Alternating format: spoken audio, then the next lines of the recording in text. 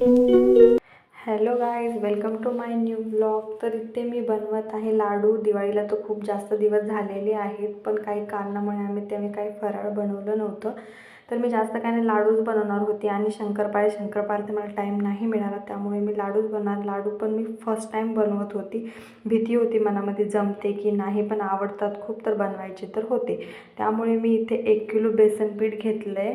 त्याला चांगलं म्हणजे असं आपण जसं पुरीला हे करतो तसं मळून घ्यायचं आहे. त्याला सेम तसंच मळून घेते मी. त्यात थोडंसं मीठ टाकलं होतं.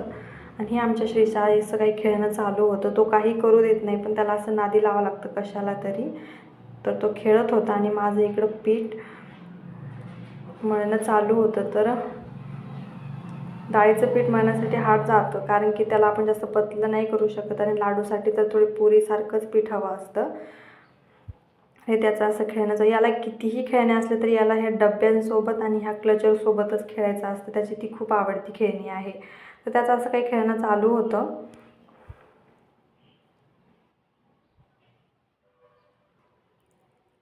त्यानंतर मी इथं सगळं पीठ मळून घेतलं आणि त्यानंतर छोटे छोटेले बॉल बनवून घेतले, म्हणजे मला एकसारख्या पुऱ्या लाटता येतील.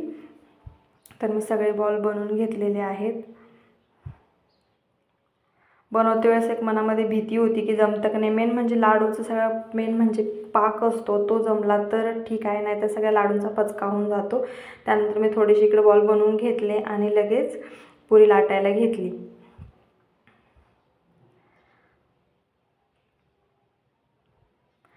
त्यानंतर बघू शकता अशा मी पुऱ्या लाटत, म्हणजे आपल्याला जास्त पतल्या पण नाही आणि जास्त जाड पण नाही ठेवायचे आहे.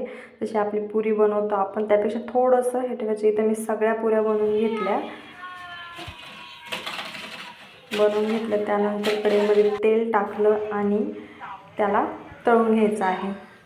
गॅस आपल्याला जास्त फुल नाही ठेवायचा, नाही तर ते करपून जाईल आणि आतमध्ये कच्चं राहील. त्यामुळे त्याची फ्लेम थोडीशी स्लोच ठेवली होती. 2 पुऱ्या मी यात तळून घेतलेल्या आहे. जास्त लाल पण नाही करायचे, मग आपले लाडू जास्त काळे पण दिसतील आणि ते करपट पण लागतील.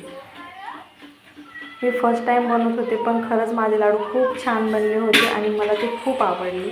ते बघू शकता तुम्ही कसं कसं केलं. सगळं खूप घाबरून करत होती, जमतं का नाही मनामध्ये भीती होती, बट तरी पण केले आणि खूप छान झाले होते. ते म्हणतात ना, आपण एखादी गोष्ट लक्ष देऊन केली तर ती होतेच. तर हे माझ्यासोबत पण असंच झालं.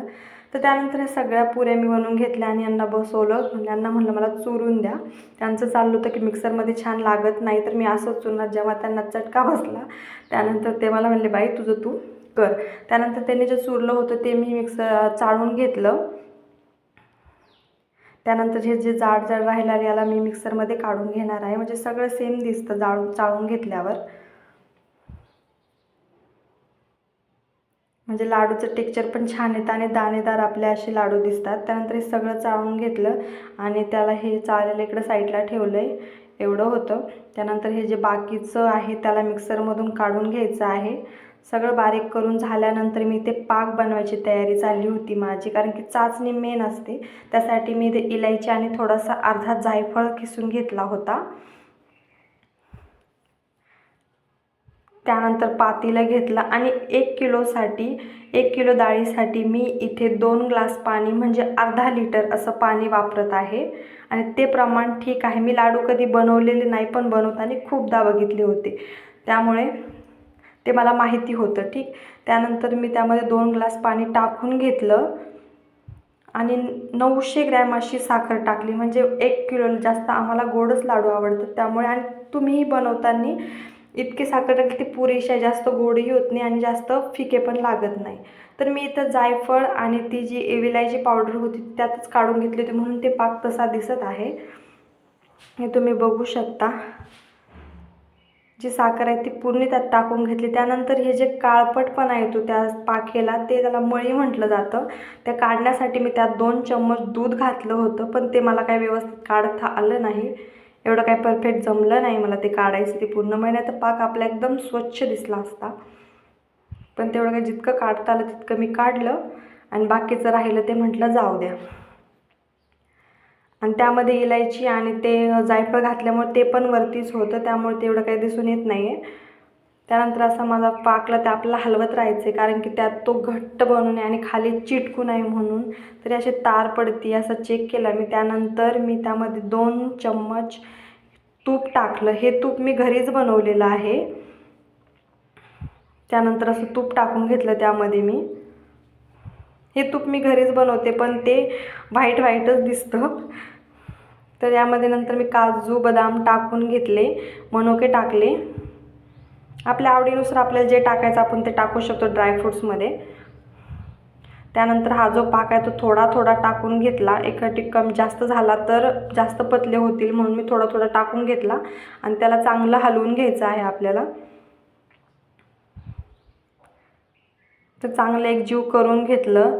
त्यानंतर सगळा पाक माझा मी यामध्ये टाकून घेतला आणि माझा पाक उरलाही नाही आणि कमीही पडला नाही. तर हे बघू शकता, खूप छान असा म्हणजे आपलं जे हे लाडूचं हे आहे सगळं व्यवस्थित मुरलं होतं, भिजलं होतं.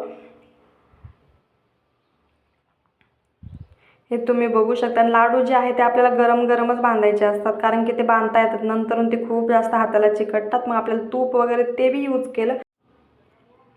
त्यानंतर मी सगळे लाडू बांधून घेतले आणि खरंच लाडू खूप छान झाली होती, परफेक्ट झाले होते. तर हे बघू शकता तुम्ही, इथे माझे सगळे लाडू बांधून झाले आहेत. तर तुम्हाला माझे लाडू कसे वाटले हे कमेंटमध्ये नक्की सांगा. तर चला भेटू अशाच एका नवीन ब्लॉगमध्ये. तोपर्यंतसाठी बाय. आवडला असेल तर व्हिडिओला लाईक करा, शेअर करा आणि चॅनलला सबस्क्राईब करायला विसरू नका. तर चला बाय.